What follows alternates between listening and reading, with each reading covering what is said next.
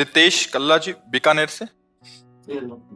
महाराज जी राधे राधे। महाराज जी मेरा प्रश्न ये है कि एक ही ईष्ट में ध्यान कैसे लगाया जाए, क्योंकि भगवान तो एक ही है लेकिन कभी देवी, कभी राम, कभी हनुमान जी, कभी गणेश जी में ध्यान जाता है। जब तक लड़की का ब्याह नहीं होता तो सैकड़ों फोटो देखती प्रभु, और जब ब्याह हो जाता है फिर 2 फोटो रखे तो भी गड़बड़ माना जाएगा। ले अभी ब्याह तो हुआ नहीं प्रभु आपका। देखो आंतरिक बात समझ रहे हो ना। पाणी ग्रहण गुरुदेव कराते हैं, और जब गुरुदेव करा दिए तो रसना कटो जो अन रटो, निरख अन फुटो नयन, श्रवण फुटो जो अन सुनो, श्री राधा जस बैन, उत्तम के बस असमन माही, सपने हूं आन पुरुष जग नाही। जिस समय हमारा पाणी ग्रहण इष्ट के चरणारविंद में गुरु के द्वारा हो जाएगा उस समय प्रश्न का समाधान हो जाएगा। और जब तक ये नहीं होगा तो फिर जब तक सिंदूर नहीं भरा जाता तब तक वो सैकड़ों फोटो ये सखियों से पूछती ये जमेगा, ये जमेगा। और जहां सिंदूर भर गया और फिर पूछे ये जमेगा तो उसको क्या कहा जाएगा? तो ये अव्यभिचारिणी भक्ति योग है। अव्यभिचारिणी ये तभी आएगी जब भोगेश्वर प्रसक्ता नाम त्यापहृत चेतसाम व्यवसायत्मिका बुद्धि समाधो न विधीयते। शास्त्रीय पद्धति, जिसके चित्त वृत्ति को भोगों ने और ऐश्वर्य ने चुरा लिया, अपहृत कर लिया है, उसी की परमात्मा में एक निश्चयात्मिका बुद्धि नहीं होती। समाधो न विधीयते।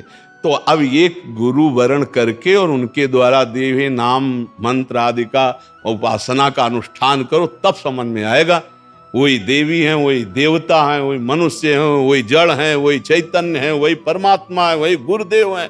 कुछ आखिरी बात हम आपको कहते हैं, कुछ और कुछ है नहीं। एक कोई मान लो, देवी मान लो तो चराचर जगत देवी प्रपन्नार्थ हरे प्रसीद प्रसीद मातर जगतो खिलस्य प्रसीद विश्वेश्वरी पाहि विश्वम तुमीश्वरी देवी चराचरस्य, तुमीश्वरी देवी चराचरस्य। चर अचर में अभेद तत्व को जब तक नहीं देखोगे तब तक बात है। देवी मानो तो ऐसे मानो, तुमीश्वरी देवी च। गुरु मानो तो अखंड मंडलाकारम व्याप्तम चराचरम। राम जी मानो तो जड़ चैतन्य जग जीव जत सकल राममय जान। श्याम जी मानो तो सब मत्तः परतरम नान्यत किंचित अस्ति धनंजय। ब्रह्म मानो तो सर्वम खलविदम ब्रह्म। आना तो पड़ेगा। बिना ब्रह्म विद्या के, बिना गुरुदेव प्रदत्त ज्ञान के इस माया पर विजय प्राप्त कर ले, ऐसा है ही नहीं। मामे वे प्रपद्यन्ते माया मेताम तरन्ति दैवी है शागुणमयी मम माया। तो प्रभु अब हम सरल भाषा में कहते हैं, किसी महापुरुष का आश्रय लेकर उनके बताए हुए मार्ग से चलोगे तो इसका संशय निवृत्ति हो जाएगी। प्रारंभिक भक्ति का यही स्वरूप होता है। हनुमान चालीसा, शिव चालीसा, दुर्गा चालीसा, राम रक्षा स्तोत्र, ये और जब भक्ति रंग लाती है तब वो एक में आ जाती है, अपने स्वरूप में आ जाती है। अभी आपकी प्रारंभिक भक्ति है। जैसे नव किशोरी अवस्था उदय हो, अब पति वरण की इच्छा होती तो अभी भक्ति वरण नहीं कर पाई।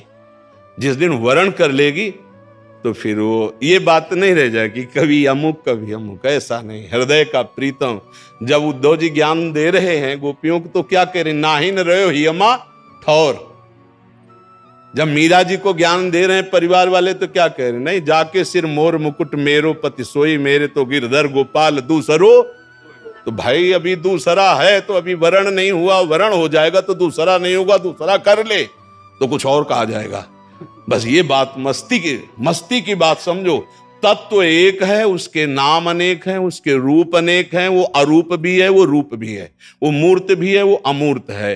वो महान से महान भी है, वो अणो अणियान, छोटे से भी छोटा है, मैं तो महियान। और वो कोमल से भी कोमल, कुसुमादि कोमलानी, और वज्रादपि कठोराणी, कठोर से भी कठोर, कोमल से भी कोमल। कर तुम अकर तुम सर्वथा महाशक्तिमान और महादैन्य और तृण से भी नीच वही है। उसके सिवा कुछ नहीं है। जिसको बोध हो गया, मुक्त हो गया, भक्त हो गया, प्रेमी हो गया। बीच में सब अभी तो थपेड़े खा रहे हैं। तो आगे बढ़ो, गुरु कृपा पात्र बनो और उनके द्वारा जो मंत्र उपासना दी जाए उसमें निष्ठा कर लो। ये कोई भाग्यशाली कर पाता है। अपने सब हृदय की बातें डिलीट करके गुरुदेव के आगे कोरा कागज बन के चला जाए और जो लिख दे वही पढ़ ले। अगर भगवत प्राप्ति न हो जाए तो बताना। हम लोग गुरु भी करते हैं तो लिखे हुए जाते हैं, डिलीट करके नहीं जाते। जो गुरु के वाक्य को अपने विचार में फिल्टर करता है और फिर अपने अनुकूल निकाल के चलता है, वो भगवत प्राप्ति नहीं कर सकता। जो गुरु के विचार को यथावत स्वीकार कर लेता है, वही भगवत प्राप्ति होती है।